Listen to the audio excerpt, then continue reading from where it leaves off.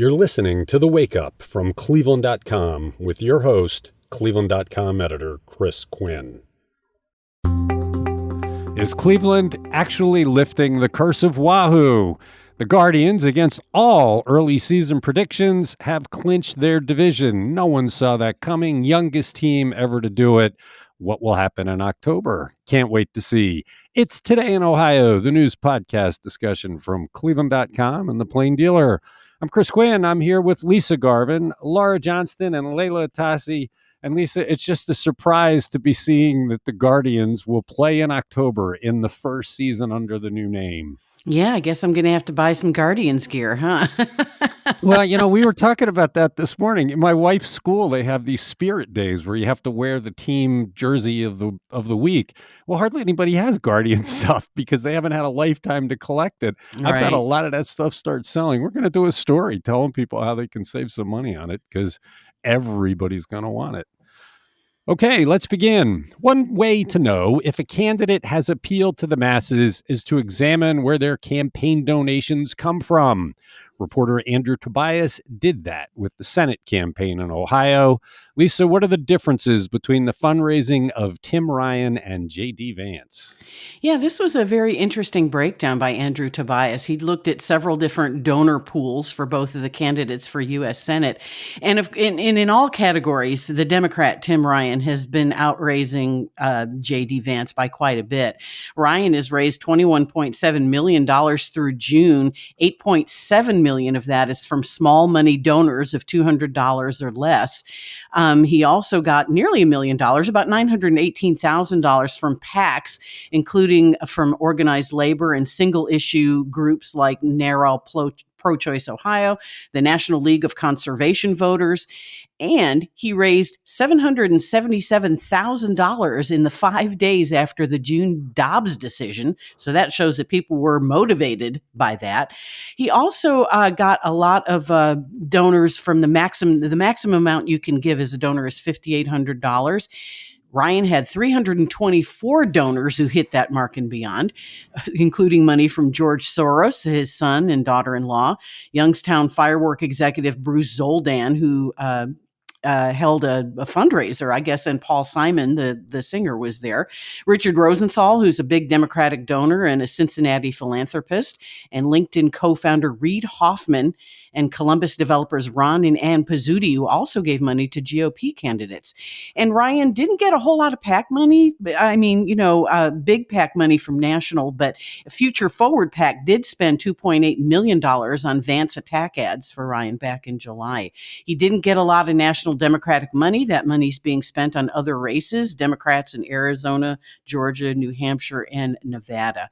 So now let's take a look at J.D. Vance. So you look at Tim Ryan's $21.7 million through June. Well, J.D. Vance raised $3.6 million in contributions since June. He spent $2.6 million on his primary, though, which is full of contestants, and it was a hard-fought win. So he spent a lot of money in May. He got some help from PayPal co-founder Peter Thiel, as we know, who gave him $15 million via Protect Ohio Values Super PAC. He didn't get as much PAC money as Ryan either. Vance got $310,000 in PAC money. $248,000 of that is from single issue people like Cook Industries, Marathon, Phillips 66, and CatholicVote.org. He also didn't do well in small money donors. He only got $95,500 from small money donors.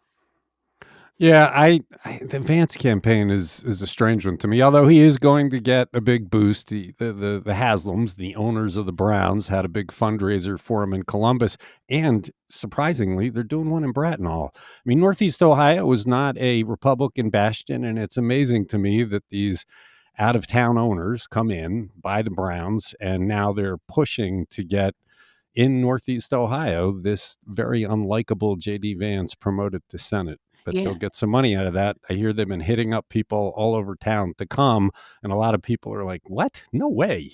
Well, and it's interesting that the Haslams, as you said, they're hosting two fundraisers. The second one will be October 12th at their Bracknell home. And interestingly enough, the people that Vance beat in the primary, Mike Gibbons, Bernie Moreno, and Jane Timken, will all be in attendance at that fundraiser.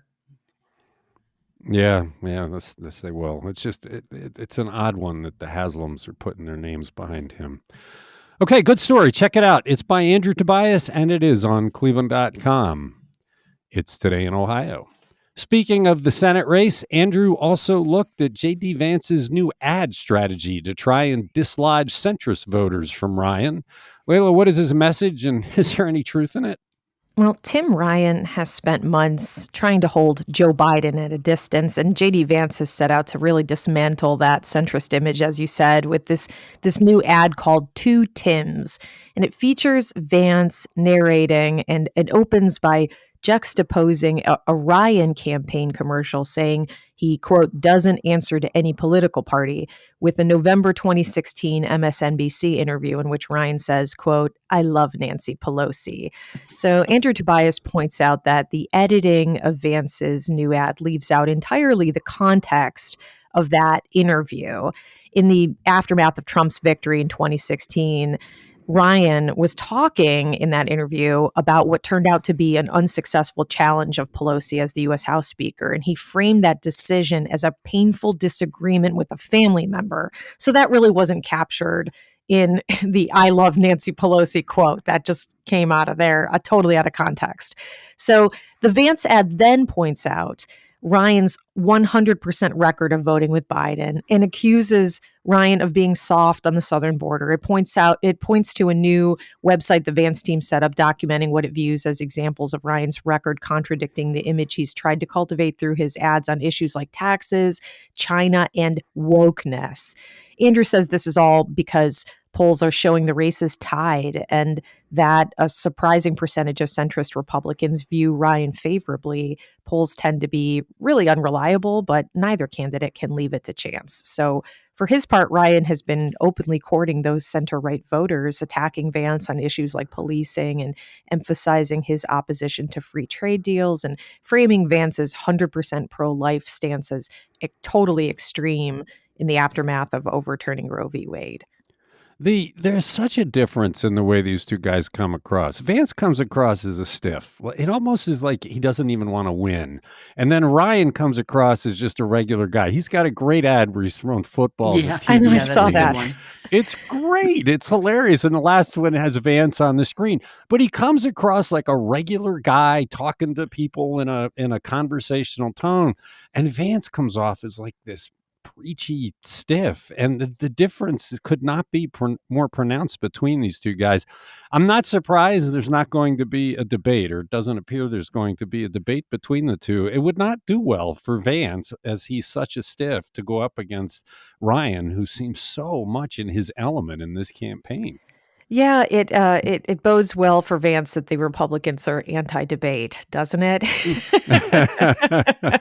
It's very convenient that they can all just say no to the debates and stand on their principles against debate, because you're right, he just wouldn't do well I think in that kind of setting. I think this is going to be the first time for the editorial board to have a senator candidate not appear for an endorsement interview. J.D. Vance, I don't believe, is going to appear. That's I hadn't heard that. Okay. Mm-hmm. Well, I don't think we've heard from him, and based on what it sounds like, he's not. And it's one of those. What do you? I guess he figures, why should I? You're not going to endorse me, but why not go toe to toe? Why not show that you've got some stuff? The fact that you're not facing off with him is kind of a cowardice, and you would expect him to try and give what for. He did debates didn't he, in the primary? He was participated in the debate in the primary. Why not participate here? But it may be because Tim Ryan just went own him because he's so much more comfortable. You're listening to Today in Ohio. You have to give credit to the organizers of Front, the huge art installation that has had 2 cycles in Cleveland. They had a symposium to hear what people think of the current state of the art scene and welcomed pointed criticism about how Cleveland's major institutions treat artists and minority populations. Laura, what did they say? They gave Cleveland's big institutions a big fat F. And yes, this came up at this day-long symposium organized by Front International, which is the Cleveland Triennial for Contemporary Art. And the Cleveland Museum of Art was there, the Museum of Contemporary Art Cleveland, the Cleveland Institute of Art, and they had a morning panel where they all cited percentages of increased diversity on their staff. They showed the art that they're buying is more diverse, and the students that they're admitting is wider range. But the leading Black artists and cultural entrepreneurs, they say they could do so much more to address these longstanding racial inequities and injustices in Northeast Ohio, and that the efforts that they are making hasn't changed the life of the communities around these institutions. What's interesting is we're talking about a morning panel and an afternoon panel, and most of the folks from the morning panel were not there to hear these criticisms. Which kind of goes to show what the disconnect is. I mean, one Yeah. of the reasons you might get an F is if you don't stick around to hear this kind of criticism so you can change. We did talk last week about the Cleveland Art Museum and how it's trying to change its focus, and that would attack some of these issues, right? Yeah, that makes a lot of sense that they're reaching out to the community. They don't want to be this stuffy, like high end, only for the philanthropists. They want to be a welcoming community for all of Cleveland. And so the Cleveland Museum of Art between 2015 and 2021 has increased the number of employees in its curatorial department who self-identify as BIPOC from 16% to 35%. That's a pretty big jump in 16 years. Education department from 18% to 44%. And so they want to have these college graduate level internships and fellowships for minority students and programs encouraging high school students to consider careers in art history and museum management. So I think they're working on it, but it's not immediate. You know, these kind of things are looking at pipelines and long-term programs. They're not going to change at the snap of a finger. I just give them credit for having the symposium to hear the Mhm. criticism because it's all part of the same art scene. And by having some self-examination, that's the way forward. And so it was a great conversation. Steve did a nice job capturing it. Absolutely. It's Today in Ohio. Lisa, you get the cool science story of the month. A robot submarine has spent August and September trolling about Lake Erie. What's the goal and what's the story? Yeah, it looks like a little red submarine. It's not a submersible. It runs along the surface. It's a NOAA vessel from the National Oceanic and Atmospheric Administration. It's called DRIX 12. It's unmanned. It costs $2 million. And it's been in Lake Erie since late August. And what they're doing is they're surveying the lake floor around Cleveland and South Bass Island. And we will have the DRIX 12 in our waters through the end of this month. It's working along with the 208-foot survey vessel Thomas Jefferson, which has 38 crew members that work 24 hours a day. So the cool thing about this DRIX, normally to map the floor, they have two 29-foot boats with sensors that can only work about 12 hours a day maximum. Well, the DRIX can work 5 days nonstop before refueling. It covers 40% more area than those 29-foot boats. And it's also semi-autonomous. I mean, it can run by itself, but it also can be run fully remotely by, people on board the Thomas Jefferson. It's a multi-beam sonar. It makes 3D maps of the lake floor. And it also has an echo sounder that detects marine life. This is the first one that NOAA has purchased. They tested one back in 2019. They say it's actually cheaper than the research ships like the Thomas Jefferson. It's faster and more enduring and more reliable. It's made by a French maker called IX Blue, which manufactures special devices for space, maritime, and defense industries. And interestingly enough, 93% of the Great Lakes is unmapped, and that's 45,000 nautical square miles that has not been mapped. So I guess if they map all the Great Lakes, it's going to find all sorts of interesting things like shipwrecks, right? I mean, we report every once in a while that somebody has located another boat that went down back in the day. But if you're mapping the entire sea floor, you would think that you would start to find some other things down there. Oh, I am sure. And, I'm sure there are tons of shipwrecks in all the Great Lakes that people may have even forgotten about. There might be gold in them thar hills. No, I don't know. But go ahead. Well, when you're spending all this money to map the sea floor, it seems like, okay, it's great. We'll get to know what the floor of Lake Erie is and the other Great Lakes. But what is the benefit of mapping the floor of the lake? I would think you wouldn't. I mean, you could possibly find like underwater, problems, for shipping, whether there's something that's in the way, and just learning the true depths of the lake. I mean, I think the more we know about what goes on underwater, and we don't, most of the earth is covered with water. Almost none of that has been mapped. So, I mean, I think we need to learn more. And we have, faults out there. We do have earthquakes out there, so they can learn more about faults. Yeah, we have quite a few, especially off of Lake County. It's a good story. It's on cleveland.com. It's Today in Ohio. Let's catch up with Cleveland's Promise, our innovative series examining what actually goes on in the classroom. We're a full week into it. Layla, what were some of the highlights of the first week?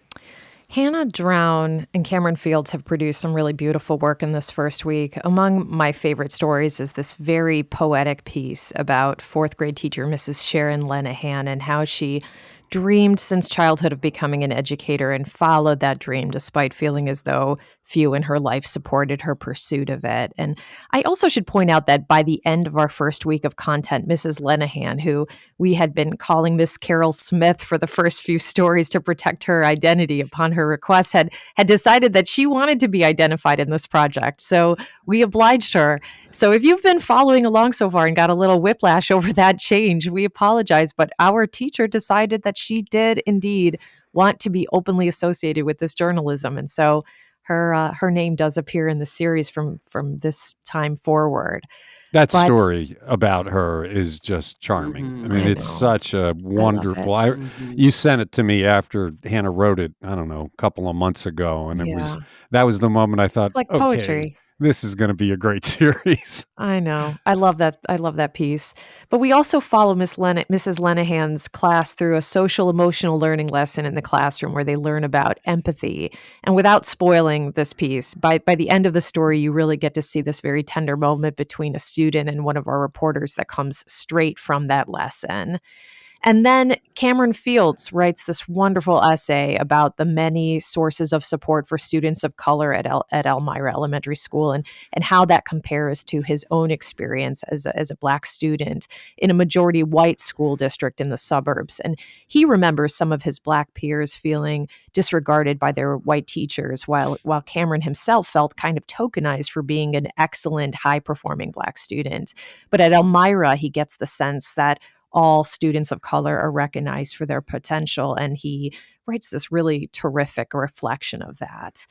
And then finally, we read chapter 1 of Grace's story. She's a student in Mrs. Lenahan's class who has grappled with homelessness in recent years with her mother and siblings. And in this story, she's riding the bus with her classmates on her way to a field trip downtown when she says to Hannah, "Oh, look, I used to live there." And Hannah looks out the bus window for a house. And of course, Grace is pointing to a homeless shelter. And that's where we begin to learn Grace's really tragic backstory, which involves the murder of her father, her mother's drug addiction and struggle to remain in sobriety, and of course, housing insecurity. And that's only the beginning. Readers are going to learn much more about Grace in the coming chapters of Cleveland's Promise. And this week, we have another 5 stories lined up for you. Right. It'll run every weekday this week, and then it'll go to 2 days a week next week. We're trying to do something here. We're trying to redefine how we cover education and get away from the mechanics and things to really what is happening to educate these children that face all these hurdles. We've gotten some very good reaction from people, particularly teachers, who are glad that we're focusing on the core of what they do rather than what we traditionally have done. Mm-hmm. It's Today in Ohio. University Hospitals is cutting back on services again. Laura, where is it this time? Yeah, no more childbirth services at UH Portage, as in Ravenna. So people will have to travel about a half hour to Geauga County and Chardon. They'll still have comprehensive women and children's healthcare services, including OBGYN, physicians and midwife care, and surgical and breastfeeding and lactation services. But they cited, I feel like this is the broken record of the podcast, right? A shortage of staff, a shortage of caregivers, and declining number of deliveries at UH Portage for reasons for the move. This starts in November. And birthing care requires pediatric and OBGYN doctors to be available around the clock. Because, you might have an emergency C-section. You never know who's going to come in through the doors. And I think that's the problem. But I think this means there's nowhere in Portage County to give birth. And already in 2017, Medina is a county that has no birthing options either. And this is worrisome when you've got someone with a high risk pregnancy who might need to go into L&D several times during their pregnancy just to get everything checked out. It's not good news for expectant mothers. And we talk a lot about, first year Cleveland and infant mortality and the services. And this is just going against that. I feel like we might be missing a trend almost with what's going on with all of the hospital cutbacks. We have St. Vincent Charity shutting down. We had the Bedford and Richmond Heights facilities pretty much shutting down. What's sad is Metro Health is about to open not only its main campus, but the new mental health hospital in Cleveland Heights, which was supposed to augment the available beds. But I think between the closures we've seen, it's basically going to replace them, that there won't be much of an addition.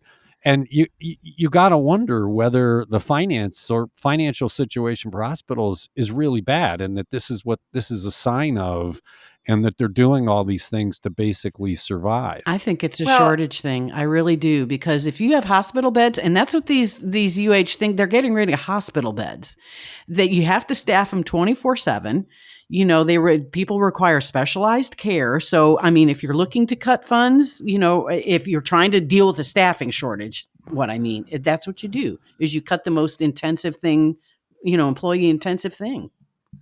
And they're consolidating. Thinking about the big, Right. the new building going up at Ahuja, you're just going to have to drive further for care. And when you have an emergency, that's a problem. Mm-hmm. Yeah, I know. But there've been a lot of criticism about this happening. And I wonder if, Lisa, you're right, that there's no choice, that the reduction of staff, the stress on the staff, that they're making decisions that they're basically in a position they're forced to make because they cannot do the job if they keep them open. You're just seeing a lot of it. I mean, in the past, 2 months? 3 months, yeah. Talking about this a lot, and I imagine it's not the last, which is why it's such a different story about what Metro Health is about to do. Something we'll have to keep paying attention to. It's Today in Ohio. The mayors and managers of Cuyahoga County have predictably condemned a proposal from Lee Weingart, candidate for county executive, to create a uniform income tax across the county, distribute it based on historical collection trends, and stop giving millions of dollars to Rita to collect it. Many of these mayors have endorsed Weingart's opponent, of course. But Layla, why do they say they object to this seemingly common sense plan? Well, so the Cuyahoga County Mayors and City Managers Association are upset that they weren't consulted before Weingart rolled out the details of his plan. They haven't fully denounced it, but they want to be a part of it. They wanted to be a part of the planning of this, and they say it raises questions that still need to be answered. They're mostly worried about the losers in the plan, the taxpayers who may pay more under the plan, and communities that might receive less revenue, which they say would impact a city's ability to provide critical services. Pepper Pike Mayor Richard Bain is the president of this association, and he told Caitlin Durbin that the full effects of remote working aren't fully understood yet. He doesn't believe that there's a one-size-fits-all solution, and he said communities need more time to monitor the impact remote working is having on community budgets before reshaping taxation. He said some communities have been growing since 2019, so why should they be frozen in time and pegged to 2019? And he also thinks Weingart's promise to rid us of Rita is kind of bogus because we're just swapping out Rita for the county. It's swapping one tax collection agency for another. So that's where they stand. Yeah. Except the county already collects taxes. It has an apparatus to collect property taxes and distribute it back. And Weingart is saying he would use that department. And what he would do is save the communities the fee. They all pay a huge fee to Rita. And he's saying he would eat that in the county budget. Look, it was all predicted that the mayors would come out against this. The mayors were the ones that were most vocal when we started talking about regionalism 20 years ago, because they all are parochial. They all want to keep their little fiefdoms. It's not a surprise. Lee Weingart did say, I haven't set the rate. I haven't done all that. I want to work with the mayors. He's running for office, and he floats an idea that he would champion. I'm not sure he has to go out and talk to all the mayors during a campaign. If he wins, he would want to talk to the mayors. But remember what Lee said in our editorial endorsement interview because Chris Ronayne raised this. You didn't even talk to the mayors. He said, you know what? You got the mayors. They endorsed you. The taxpayers are going to be with me on this. And I think he's right. If you put this before the taxpayers, they hate Rita. They hate the confusion. And I think even if the mayor of Pepper Pike is saying, we don't want to do this, the voters in Pepper Pike might not listen to him. I guess, but he also came to us to lay out this plan and said, I wouldn't go to the ballot with this without consulting with all the mayors. Right. He said from the beginning, I'm going to consult with the mayors. And so it's an odd criticism that they're saying he didn't talk to us first. He's running. He's not in an official capacity yet, but he's floated an idea that, one, starts on a path to regionalism, and two, simplifies life for a whole lot of people. Ask anybody who's trying to get a refund from Cleveland right now whether they would rather have a simple system that wipes this out. I hear you, man. I there are a lot of merits to this. The one thing I just am stuck on is the pegged to 2019, because there is that wiggle room that he points to that says, okay, well, there would be a mechanism to amend that you'd be able to to change, you could, that's not permanent, but if you were to change that, then Cleveland would be the giant loser, because 2019 is the only year that you'd have to stop there. Forward from 2019, Cleveland loses. Although people are starting to come back to offices. I think the one thing the Pepper Pike mayor said is we don't know what the future is of work from home, because a lot of employers are realizing it's not working. I mean, look, we're returning to our newsroom 3 days a week starting tomorrow because we've recognized that problem. Of course, it's not in Cleveland, it's out in Brooklyn, so we don't have to deal with the CCA anymore. Thank heavens. Right. Anyway, good. Not a surprise that the mayors and managers have taken some aim at it. They have endorsed Chris Ronayne, but Lee Weingart has started an interesting conversation. You're listening to Today in Ohio. The Cleveland Orchestra is usually a source of good news in Northeast Ohio, but it got a black eye of sorts for its treatment of a transgender employee who ended up taking the orchestra to court. Lisa, what's the case about and how has it ended? Yeah, this federal lawsuit was filed by a transgender website developer for the Cleveland Orchestra, Rem Ransky. Ms. Ransky was hired in April 2021, but this was 8 months after her gender-affirming surgery, but she immediately had complications, and she had asked the Cleveland Orchestra to, help pay for that. Will insurance cover those, fixing those surgeries? But she was rejected. The orchestra denied the claims as medically unnecessary, and then a physician reviewer of the case found that the procedures were absolutely needed, but they denied it because the policy has an exclusion for transsexual surgeries or any kind of treatments leading up to transsexual surgeries. So in a settlement on Friday, the orchestra agreed to pay Ms. Ransky's medical costs for the surgical procedures to fix those complications. And the president and CEO, I think it's Glenn Millet, said that they overlooked an unacceptable coverage exclusion, and then they had helped work to solve this complex insurance situation. And they say they have changed their coverage to cover similar procedures for all orchestra employees. Yeah, this made them look pretty bad when the news broke, and you had to think that they would come to some sort of agreement in the end, and alas, they have. It's Today in Ohio. Laura, do we want to talk about how the September weekend weather is delightful after what we went through yesterday?